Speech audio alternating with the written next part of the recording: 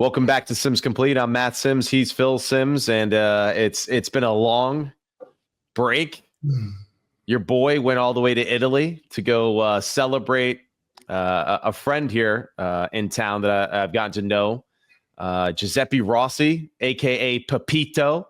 We went over there to Italy to celebrate him and his retirement, and it was a really cool experience. Even young Matteo, my son, got to run on the professional field where Fiorentina, the team that he played for there in Italy and Florence. So that experience was pretty awesome. So after that long hiatus and that break in Italy, we're ready to get back into not football, but football here back in the States, big guy. So that was a cool experience. And that was my second retirement that I've seen, big guy. You know who the first was? I guess me. That's right. That was you. That's when I realized, hey, you know, this guy, he's pretty good. Oh, wow. Yeah, that's interesting. I know that was tough for you to say. It's no, it wasn't tough at all. But that really was the first moment where I realized, damn, dad's pretty good. Let's see. So how old would you have been then? 95? So yeah, that celebration was in 95, right? For your jersey. So yeah, I was 7 at the time. Oh, wow. Yeah. Really? Yeah. That's all? That's all. Okay. That's all. Yep. You were young. I was young. We're aging now. And one thing that comes with age, you know what that is? We just get a little more opinionated, angry at the world. Okay. You've been gone. I'm sitting around. What the hell? I'm going to do a podcast by myself just to talk to myself. But, the usual stuff. We sit here for 15 minutes for anybody out there. It takes 15 minutes to get coordinated. And, my son, Matt, he's not the most patient person in the world. Come on. Just, what's it on? Do that. Right. I'm like, hey, first off, I'm your father. But first off, I think that I'm pretty patient, actually. I think so. Yeah, keep thinking that. Yeah, okay. I think what's frustrating for me in this process with you sometimes is the fact that we have to continue to go over the same details as far as how you sign up and how you get onto the show and the microphone and all of that. And yeah, go ahead, roll your neck around, because hey, my neck gets tight too every time that I gotta go through this process with you, man. Oh, listen to this. You act like it's just unbelievably hard. Oh, it is a little frustrating. I can't. All right. Yeah, listen. So I'm not the greatest computer guy, Twitter, X, computer guy, whatever. I'm doing the best I can. Listen. I still do everything. I don't type crap into my computer. I write it all out. That's right. You write it so neatly that later on you still can't read any of your damn notes that you wrote. No, that's the first notes. I write a lot of crap, but then I always go and read them and then write real neat. Really neat. Hey, come on. Sister Lolita gave me an A in penmanship. Sister Lolita. Yes. She was what grade? What grade was this? 6th grade. 6th grade. All right. They had those cartridge pens. I'm a left-handed writer, so I got it bent up there. Oh, because you can't touch the other stuff. Other it smears, and once it smears, you have to start all over. And man, so Sister Lolita with the shout out today on Sims Complete. Yeah. 6'2", couldn't mess around her class, boy. She could take care of anybody. Yeah, you know what I'm saying? Okay, I'll leave it at that. It was a different time then. Yes, it was. Come up here. Touch your toes. What? Yeah. Bend over. So they hit you with the ruler in the back of your legs. Oh, my gosh, did it hurt. It was like a broomstick. It wasn't a ruler. Yeah. Yeah. Those things don't go on anymore. But no, I don't think so. Not to that same extent. Hey, so you understand why I got issues? That would be it. That's just one of them. That's definitely part of some of those issues. All right. Well, you've been away. Yeah. And while you've been away, I've been scouring the TV and the computer and watching all this draft stuff. But we're not going to really get deep in the draft. We're just going to kind of we'll talk about some guys. But when the time comes, we'll rip it up and give our detailed thoughts about a lot of these players. So today we'll discuss the New York Giants, the moves they made at quarterback, right? The current Titans situation at quarterback, and their projections as far as what they should do. Maybe the Patriots, Drake May, Stephon Diggs, pretty exciting news there. We're going to review Cam Ward's pro day. And then, of course, discuss what we expect to see from Shedeur Sanders, too, with his pro day coming up on April 4th. Is that what it is? April 4th. Okay. April 4th, yeah, which it seems like very late. I don't know. Or it just seems like this process in general has been basically stretched out as much as it possibly can from the end of the season, all the way to draft. It just continues to go on and on and on. But, yeah, it does seem like a late pro day to me. Well, yeah, here we go. Let me just jump in here and tell you. Let's do it. First off, about pro days for quarterbacks. All right. For all the people out there that I got to see and listen to. Yeah. Just be quiet. Okay. Okay. Pro days are great. I love them a lot. Oh, why they need a pro day? He's out there throwing in his underwear and, we're going to throw one throw. Zach Wilson. Oh, shut up. I mean, come on. There's so much to learn in the pro day.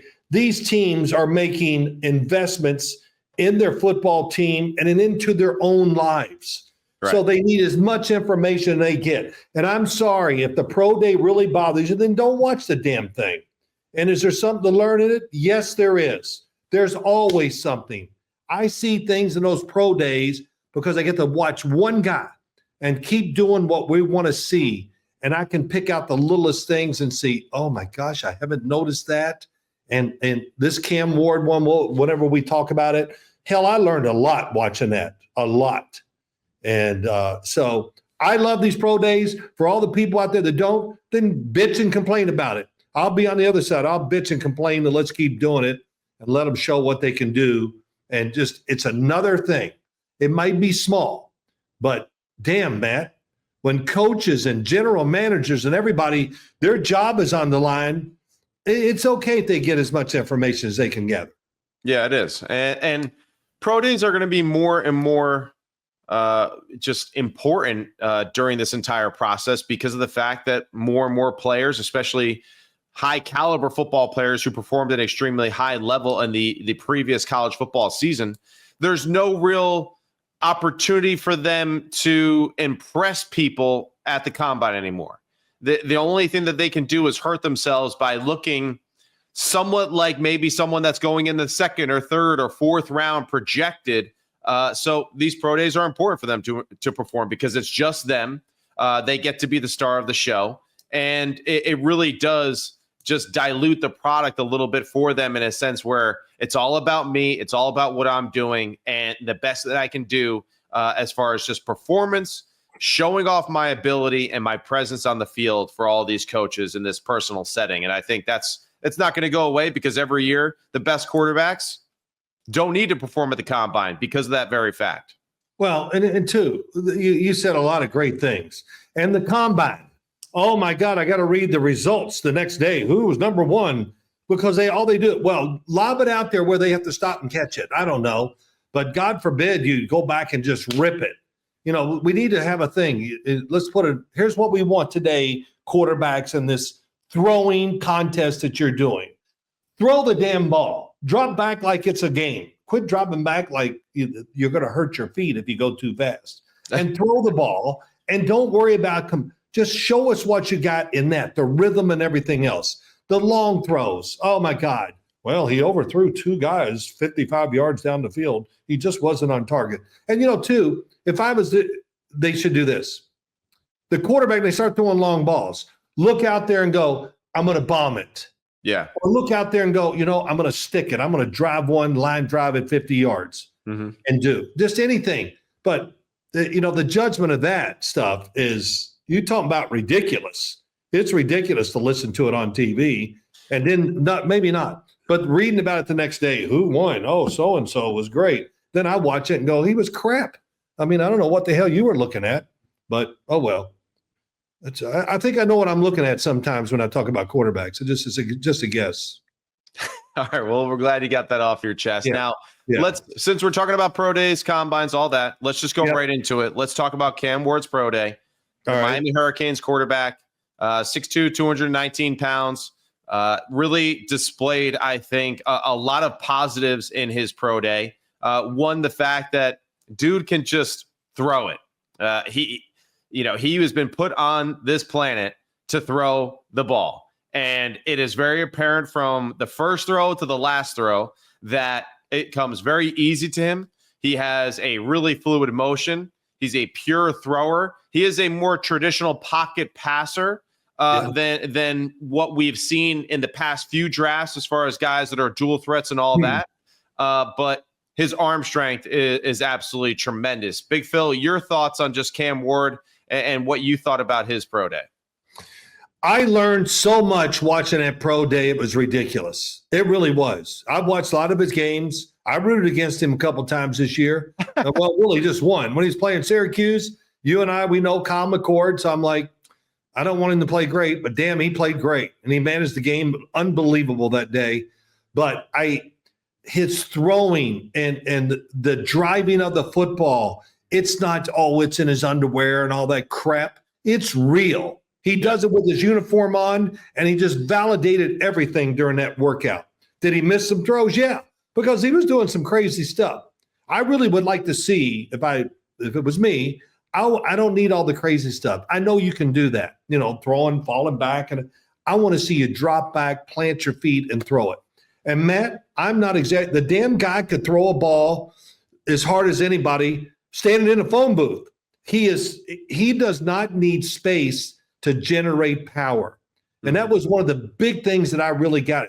When I was watching, I'm going, God, I wish somebody talk about it, because, he could just, a couple of times he stood flat-footed and made a throw. And I went, that was truly, I know about these workouts. It was spectacular. Yeah. And it's not something he just did that day. Everything we saw that day, I've seen it many times in games. Mm-hmm. And I guess my one complaint, and Daniel Jeremiah, I think, and then we're talking, oh my God, how many is he going to throw here? I mean, we've been out here. It was a lot of throws, but I loved everything about it. And he validated so many things to me. And there is a separation between him and the next quarterback in the draft. He's going to be the first player taken in this draft, and rightly so, deserves it. And that pro day just validated all the little things that I wanted to see too. So first takeaway is he really did solidify himself, and this is, of course, we haven't seen Shedeur in his pro day yet, but we've seen Shedeur enough on film, on television, watched him play, that his style of play isn't going to, or his performance in his pro day isn't going to wow you as far as the physical attributes that we saw from Cam Ward, and that's where Cam Ward, I think, really separated himself from the rest of the pack in that day, with just the fact that he is the best pure thrower in this year's draft. And man, it would have been interesting if he came out a year ago to be stacked up in a group with Michael Penix and Caleb Williams and Bo Nix and Drake May and all of that. Man, Cam Ward still might have been number one as far as just pure arm talent and power from the pocket, compared to last year's class was extremely strong. Yeah, he'd have been a high pick. I've answered this question a lot because I don't mind. I said, I probably would have ranked him third last year, behind Caleb Williams and Jaden Daniels. Okay. But you're right. Just from the standing in the pocket, I'll say this too, as I watch film, and I don't want to get too far ahead about this because we're going to do it later. Yeah, don't worry about it. We'll do it now. We'll do it later. Don't worry about that. What do you think? It's for my brain. It's the way it is. It's okay. It's okay. But he's not going to be Lolita back in here. Oh, wow. He's not going to be the 67 to 70% completion guy. That's not who he is. He's run the offense. Yes, he's going to throw all the short throws when he has to, but when in doubt, there's a 40% chance of hitting this one down the field, or a 90% chance this little short one. He's going to take the shot. And right. I think it's not bad. It's good. He makes really good decisions. But his throws down the field are special, and it's going to be special in the NFL. And his movement in the pocket and all that, and all the movement throws he did, I got to tell you, you can say what you want. He did it with his pads on. So for all you underwear freaks out there, get over it. But it was really amazing to see it and just judge how far some of these balls went. I go, he was running left and then started falling backwards, and he threw it 55 yards. And I just go, so that told me something else about him. And I know that play will happen during the year in the season with him. But I think the other, Matt, what I was trying to get to, he literally can just take his hand and just do that and throw a 20-yard out cut. Right. That's what really caught me by surprise. I really noticed that more than anything. Like I said, he doesn't need space to generate power, and he doesn't need to do a lot of body movement to do it. He literally, he can like make it happen with his hand better maybe than I've ever seen anybody do. I mean, I don't know what you think, but that really caught my attention too. And people, man, if I ever had any doubts about who the number one player was going to be in this draft, I never did or whatever, but I sure as the hell don't after that performance he put on. Yeah, and just to go back to what you said earlier about just how many throws are we going to get, I enjoyed the fact that it was a lot of throws.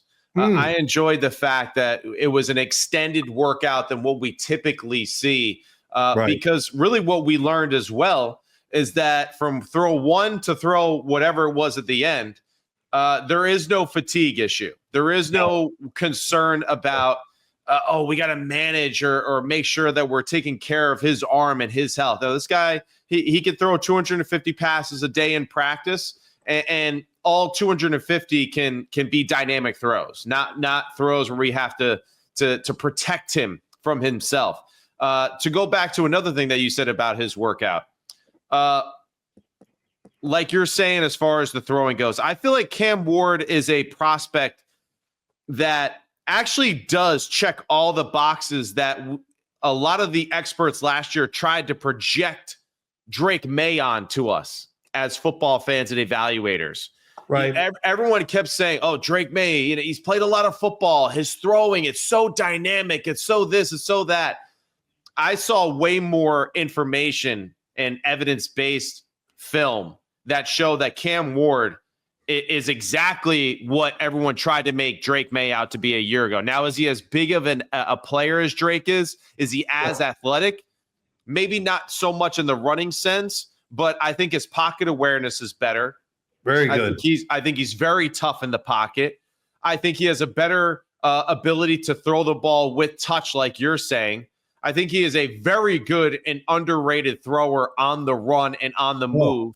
And the other aspect of it, too, is just his accuracy downfield it's tremendous. It's borderline lights out. There are at least 30 to 50 reps on film throughout the year where it is deep crosses, posts, deep in cuts. And I mean, this dude's hitting them in stride. Typically, when you see guys that are power throwers like him, like a Drake May, you see those throws made down the field, and there's a slight pause or hesitation by the receiver just to secure the catch, right? Because they just throw it so damn hard. But his ability to throw the football hard and accurate down the field, I think really is what separates him. And what reminds me the most of what we saw from Michael Penix a year ago at Washington when he was coming out. That accuracy down the football field. And I would say that Cam Ward's pocket awareness and pocket presence is as good, if not better, than Michael Penix as well. I'll say this. He can get rid of it as quick as anybody in the league. That's a whole nother thing. That just like I said, that hand to his, whatever, he makes 50-yard throws. And I wrote this down in my notes as I was watching it, and I watched some film, all this stuff yesterday. His 50-yard throw, he's putting the effort in like it's a 30-yard throw. I'm watching all the other quarterbacks, and I've been watching them a lot more than I usually have. And it's work for him to throw at 50, 55. They're like, it's a lot of work. He's just, it's nothing. It's like I said, it's like a short throw for him. I wrote this down a little bit as you were talking. He's Nolan Damn Ryan. Yeah. He's throwing at 98 in the first inning. He's going to be throwing at 98 in the last inning. That's right. That was the other thing. And the other thing, the endurance to throw. Matt, he was an all-around athlete. You can see some of the movements. You could tell he was an infielder in baseball because he's got all that movement to turn and do whatever it is and just create leverage, which is really what it is. And he does it really, really well. I mean, hell, I guess, I don't know if I read it wrong. Every once in a while, he'd go over to the track team and throw the discus. Right. I mean, he was bored, I guess. Says, let me go do this. But I'll go to this. You talk about endurance to throw. because when you have endurance to throw and you throw the right way, you can practice as long as you want to practice. Right. I'll never forget this. When Tom Coughlin was looking for a quarterback in the draft, he's working them out. He's down in Jacksonville, and him and I would talk quite a bit. And he went and worked out Steve McNair. And I said, well, what about Steve McNair? He goes, oh, wow, it was just so good. And he, I said, well, what made it so good? He goes, hey, we were out there an hour and a half, and he still wanted to go. Right. So, come on. Is that Tom Coughlin or not? That is. He wanted to just let me see more. You just can't show me enough. And that's what I got to admit, Cam Ward kind of reminds me, body type and some of his motions do remind me of Steve McNair. He's a modern day Steve McNair. Probably doesn't run as well, but the throwing is just more dynamic because of the era we live in. So, yeah, the running aspect, that's something that if fans don't really know enough about Steve McNair or too young to really remember him, that's something that I feel like he still doesn't get enough credit for his ability to scramble and create with his legs. But I do think Cam's pocket awareness and ability to create and move from the pocket, outside the pocket, to create space for him as a thrower is right there with Steve. And his ability to improvise like Steve is exactly the same as well. Yeah, it's great. I think I know it was really, I can't wait to see the rest of them, and I love watching the pro days. I sometimes, if somebody likes me enough, I get to see the private workouts, which I want to see. And so that's always, but watching this, I think when you watch, just like during the year, you watch a tape of a college game or the pros and you go, man, I didn't know they did that. It didn't catch my eye, but it really caught me now. And I'm going to be on top of this even more because of what I saw and maybe what I figured out, or just, it just took a while for me getting hit over the head before it really sunk in. But it was fun to see. Can't wait to see the rest of these pro days and study them all. It's going to be good. What do we got next? Well, I want to add just one thing too to what you said earlier about the hand throwing and why it's so important for football fans out there. And one of the reasons why I think when you hear Big Phil discuss this and why it's important, fans, is when you have the ability to turn to throw quickly from an awkward alignment. The key really is now Cam will be able to hang in the pocket longer. He'll be able to be looking down the field to make that explosive, dangerous play down the field. But we've seen time and time again, the great quarterbacks are able to look down the field, be aggressive throwing it, and then suddenly be able to find that check down and just flick it out there quickly and accurately to the running back, the tight end, the receiver, whoever on that underneath route to get those positive yards after the catch. And I think these are traits and small things that Cam displayed at a very high level throughout his college career and his pro day as well, to show you guys, right, that there's not much of a weakness to his game, other than the fact that maybe he can't create with his legs like some of the other guys that we've seen in the past. But other than that, as far as just a pure thrower from the pocket and what he can do, this guy is absolutely number one on the list for the quarterbacks coming out. And that's why Titans, I think you'd be absolutely crazy to pass over Cam Ward or even to trade out of the position and let someone else move up to get him. I think that he is a game-changing talent. He is a franchise-changing talent. And for Coach Callahan, you got to do it. You got to do it for your job, right? For the sake of the franchise and for the sake of what you can do offensively with Cam Ward as your quarterback.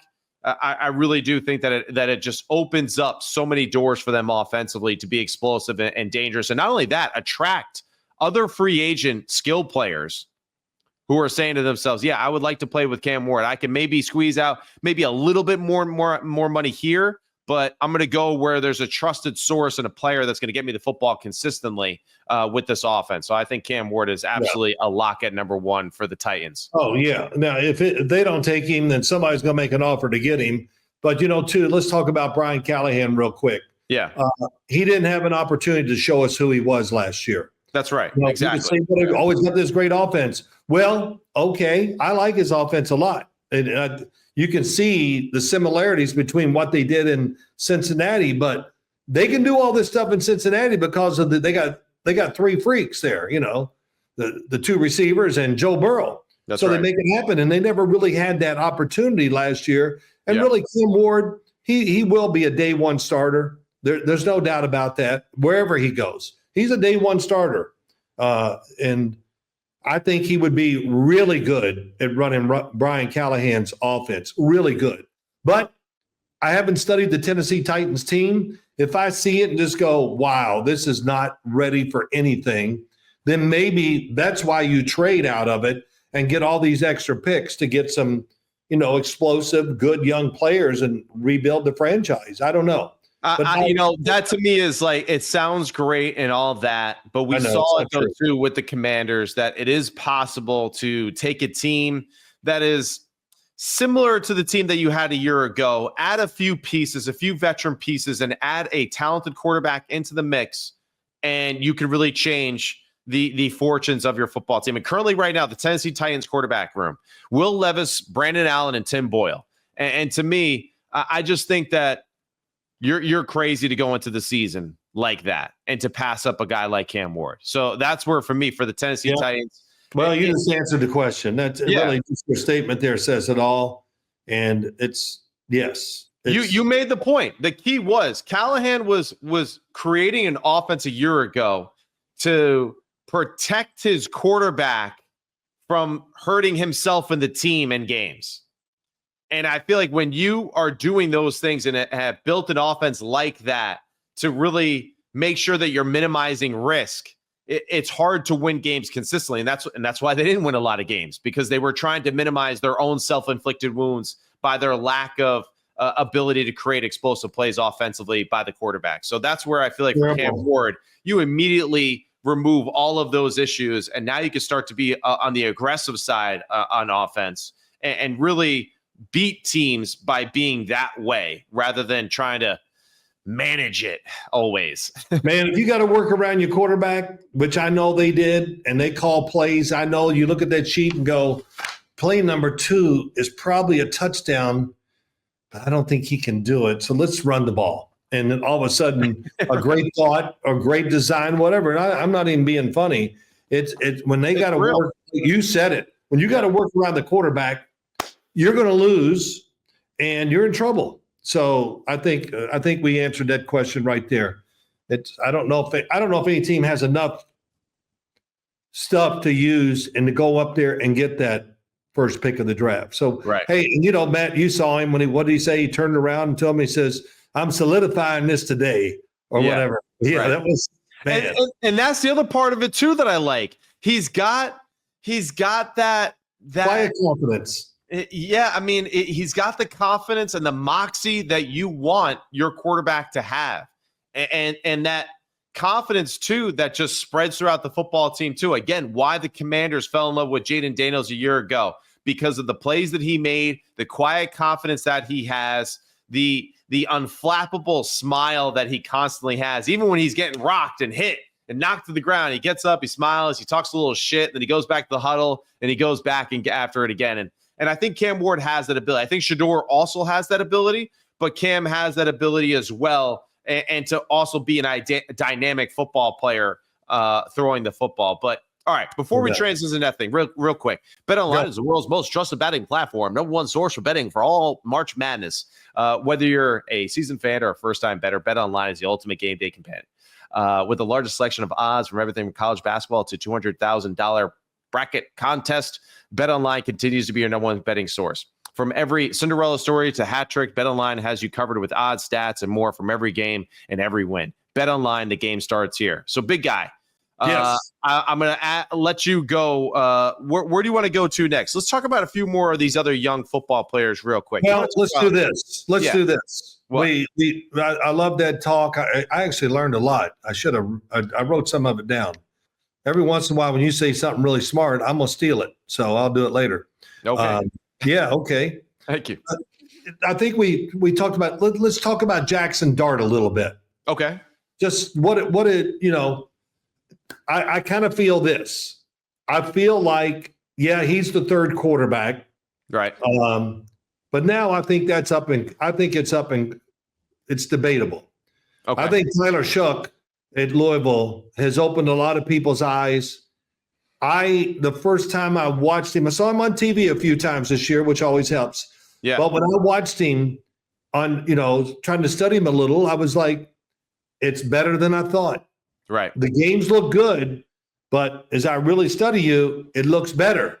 And then the more you watch him and everything, he's another one. He kind of plays. It's not a lot of work. He's pretty smooth, decent athlete. I think he can make all the throws in the NFL. Is he an overpowering thrower? No, he's not. That's not. But he's good enough, and he can do all the other stuff that we want to see. The Mahomes, playbook. Yeah, can he drop his arm and all that? Yes, all these quarterbacks can now because they grow up doing it, and that's right. It's amazing. I mean, gosh, yeah. You train well, kids. We're starting to get into the age now of every quarterback now from now on all the way going forward in the future. They're a part of the 7-on-7 culture, and when you're a part of the 7-on-7 culture and just being a quarterback nowadays, you're pushing the boundaries of how to throw the football, how to create throws, how to experiment and how to improvise. And those things aren't going away. And you're right. Tyler Shough is a great example of this. He's 6'5". He's 220 pounds. He is an above average athlete. Yes. And man, there are a lot of plays where as you watch the film, you're like, damn, that was pretty good. Well, that was pretty good too. I like that rep. And it constantly shows up on film for him, his ability to make plays. And not only that, explosive plays. And he played for Jeff Brom there in Louisville. And we know that Jeff Brom is a good dude and demands a lot of his quarterbacks. Yes. And Tyler did not, I don't think, miss many opportunities for Jeff Brom in that offense last year. Yeah, I think Jeff Brom was surprised. I did get a chance to talk to him, not going to lie. And that was one of the things he said. He goes, man, Jeff Brom, when you're walking the sideline, if it's not perfect sometimes, you're going to take a beating verbally, that's for sure. No doubt. And he said Tyler Shough, it never bothered him. He just went right off his back, and he just kept going on. And so that's really good. If you want to really get to, what is it, two birds in one stone? I don't know, something like that. Go watch Miami play Louisville. Yeah, great film to watch. Man. I almost said it earlier. I almost did. It was, and I watched it live, but it was much more enjoyable the second time I watched it. I was like, wow, man, this is unbelievable. I mean, they both make a ton of great throws down the field. Yeah. They play the position really, really well.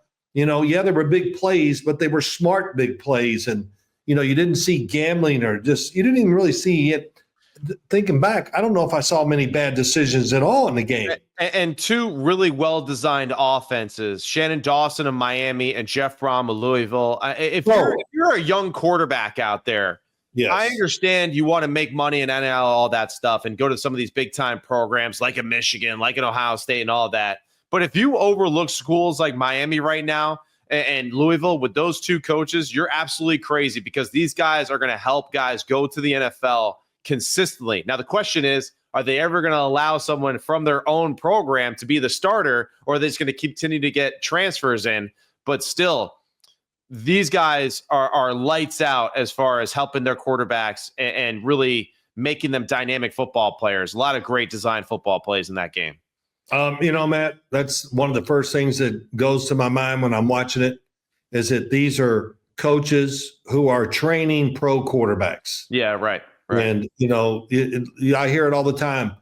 You know it more than me. You see the kid and you go, oh, he has a chance to be a pro. Well, we got to go somewhere where they train you to be a pro quarterback. Yeah. Whatever college, this kind of stuff. And man, it was, I've said that a lot to people. Just go watch that and you get the answer to two guys. That's right. And when I first saw, and I kind of brought it up, I'm going to throw your brother under the bus here a little bit. I said, Jaxson Dart and Tyler Shough, it's close. And as I hear more and more, I hear the Tyler Shough name. Yeah. So that tells me NFL coaches have really started studying film, and some of the words are getting out about these guys. And I think it's going to be really interesting who's going to be the third quarterback. Now, you and I we'll do this. I'll do more and really like I said earlier about the pro day by Cam Ward, that enlightened me, and now I feel really good about it. Yeah. And I want to get to that same position with these other guys. But my first thought is, athletically, Tyler Shough, impressive. Went to Texas Tech. He ran the ball his first year. Yeah. I mean, he was kind of a running quarterback, and then he got hurt. Right. But the throwing, decision-making, all that's good. And Jaxson Dart, love a lot of things about him. And his size, he's not afraid either. Throws the ball, takes enough chances, the right chances and everything. But it takes, what's the word for it? He needs a little more space to work in than Tyler Shough did or Cam Ward. Yeah. Is that the way to say it? Yeah. No, I think you're right. Get through the football quicker than he can. Yeah, agree. I think, Cam is just electricity through the right arm, and his ability to create rotational power in a very confined space, whether it be with just his arms, with his upper body, or just with his hand, like we said earlier, that's apparent on film. Shough also has that ability to some extent as well, but he also has the advantage, though, too. There's a lot of throws on film when you watch him where the pocket has collapsed and there are bodies around him, and you could just see that with his 6'5" prototypical body frame, he could just kind of, manhandle the football, get tall, and just throw it over people. He can do it. And that's a skill. That's one of the reasons why we liked Aiden O'Connell when he was coming out of Purdue, another Jeff Brom coach quarterback who's doing very well in the NFL because he was coached well at a high level at the college level. But he has that ability to just use his size as an ability compared to Jaxson Dart. And Jaxson Dart doesn't look small on the football field, but he definitely he's not as good as Shough or as Cam with throwing with less space than those two guys. Yeah. That's the thing about Shough's pro day, watching it and then putting it together with his team when he played. He can, and in fact, this pro day, I was kind of like going, all right, I've seen it. It's too much. Can we just drop back, get set, and let's drive a few more footballs? Right. But, everybody, I don't know. But it was a lot of using his hand a lot. He did it really, really well. And that comes in handy, like you say, when you're under a duress, when you don't have time to set up all these other things. I wish he'd have just dropped back and ripped a few more line drives. But overall, it was a really good workout, very accurate. Yeah. He did everything you'd want to see. And it kind of validates what I think you and I have just said, or me. He could be the third quarterback. Yeah. And right now, I would say it's not a big argument if he is. Jaxson Dart was the first guy that we all talked about and looked at. And so the public I got a text today. I guess it's for sure now. Jaxson Dart's going to go really high. And, the guy was kind of riding me a little because I said, no, I don't think he's going to go that high in the first round. Yeah. In fact, I said he would be a second-round quarterback. So that might change. Somebody's going to probably get drafted in the first round somewhere late. That would be my guess. I can't imagine one of these third quarterbacks going really high in the first round. I don't see that at all. Yeah, no, I don't think that they're going to go high. And honestly, really, if I was evaluating them as far as what round they would go, I really only see 2 first-round quarterbacks as far as a grade level goes. As we continue to do the work and go through the film and what we see throughout the year. At first, yes, Jaxson Dart was a late first-rounder to me. As I look at it more and just how the overall class is filling out, I would say that no, he's probably not a first rounder. He's a little bit safer to be in a second or third round pick at this point. Same thing with Tyler Shough as well. And really Cam and Shough are the only 2 first rounders that have legit first round grades. And from there, just to kind of add to something you said before, for fans at home, when you watch these pro days, and Big Guy just mentioned how the fadeaway throws and all that stuff, some of that is, of course, to show off the ability to throw from these awkward positions. The other aspect of it, too, is when you're scripting these type of workouts, it does help the quarterback to get into rhythm and really kind of get a cheat rep to get a completion that is a little, it's not such high stakes. When you just drop back and you throw a corner route or this or that, it's going to have rhythm and timing.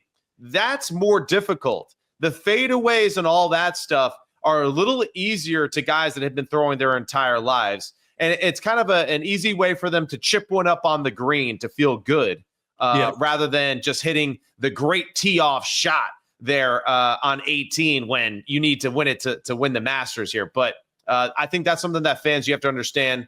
It's a great cheat code for a lot of quarterbacks there to find rhythm, to get a completion, to wow the crowd. In reality, it's probably some of the easiest throws they've made all day, but the crowd doesn't really understand that typically as much. The margin of error is much greater when you talk about those throws. Yeah. Because you look at what he's doing, he's going this way, whatever, and the ball, like you said, well, the receiver slows down and catches it, but nobody cares about all that. They're just like, hey, it was different. He completed it. That was the other thing that stuck out about Cam Ward's workout. They were running, for all the fans, straight down the field from the outside, breaking it inside for about 10 yards, and then turning outside again and going towards like the corner of the end zone. Yeah. And Cam Ward, I'm going to say, let's just say he threw 10 of them. He had to throw it 40 yards, 45 yards. Loved the motion. He anticipated just enough because he had to, but he smoked them. Yeah. And I thought, the guy's going to be out of bounds. And then the ball would get there and it'd be way in bounds. And I go, wow, that was pretty good. Yeah. So it was like a real throw. Absolutely. Like I kind of complained about. I love seeing some of those. Like you said, that's a great point. They're much harder, what I just talked about, than those off balance, whatever throws that you were talking about. Yeah. Cam Ward answered that question big time. Yeah. And really something I want to add to that, because it's a great point and it's true. For these quarterbacks, when they're going through their workouts, of course, managing there's a lot of people watching and it's a little slower than you think, but everyone's really excited. The receivers, I bet you the receivers, even though they weren't running as much as they normally do, just the fact that eyes are on you and then the show is all about you. There is that anxious energy of like, all right, hey, what's the next rep? What are we going to go? So a lot of the throws that I think that Cam made in that pro day too were great gray area throws where he could just kind of make everything right as they went. But Cam Ward impressed. We can't wait to see Shedeur Sanders in his pro day, April 4th.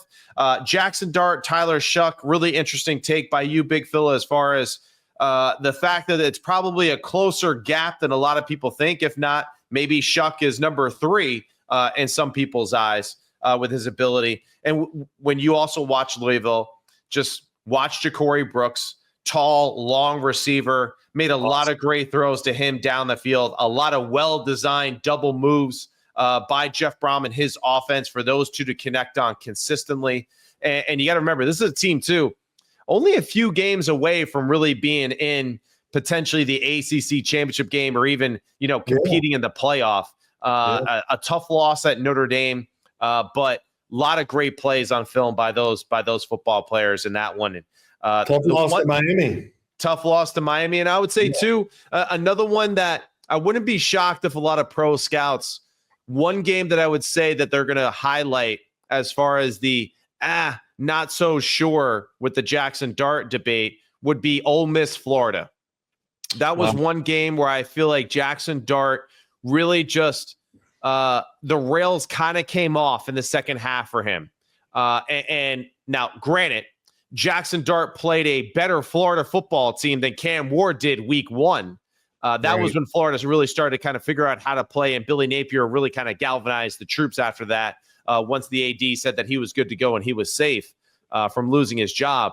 But Jaxson Dart in that football game really did struggle in the second half as far as accuracy, his rhythm and timing, and made some big errors that I think scouts will definitely kind of circle and just say, it's a little questionable, right, as far as that. That wouldn't bother me. If you watch enough of it, there's so many good moments, good throws, good decisions, all that. And yeah, and it's a different offense they run down at Ole Miss, but I kind of like it. It's got a little bit of everything in it. And it looks like the design of it was really good too, because it was pretty simple for him to make a 1-2 decision. Yeah. And he didn't have to live and die by holding the ball and waiting forever for something to happen. The decision making, when you watch their tapes, it's pretty clear what they're trying to do.